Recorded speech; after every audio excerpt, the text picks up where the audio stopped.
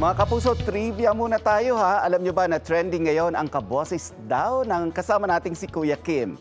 Papasakaya siya sa OG. Kuya Kim, ano ba? Ano na? Kilalanin siya sa Pampagood Vibes ni Darlene Kai. Magandang gabi mga kapuso. Ako po ang inyong Kuya Kim. Ay teka, ba't parang may mali? Ang ating temperatura sa itaas na ito ay tinatawag. Kuya Kim, ano raw? Kung minsan na kayong namalikmata sa kanyang ka-face na si Gong Yu, Pwede mo palitan. pwes ngayon, tama ang inyong naririnig. Ang Trivia King at kuya ng bayan na si Kuya Kim Atienza, mayroon namang kaboses.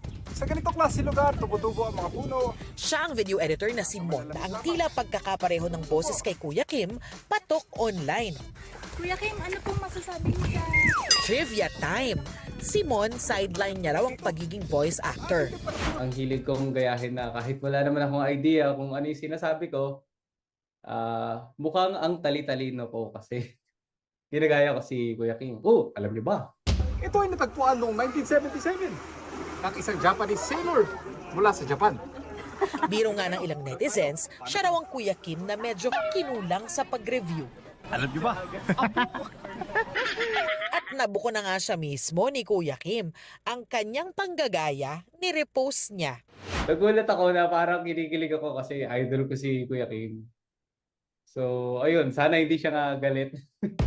Mag-cruise kaya ang landas ng dalawa? Dahil importante ang may alam, yan ang ating aalamin sa mga susunod na araw. Para sa GMA Integrated News, Darlene Kai, nakatutok 24 oras.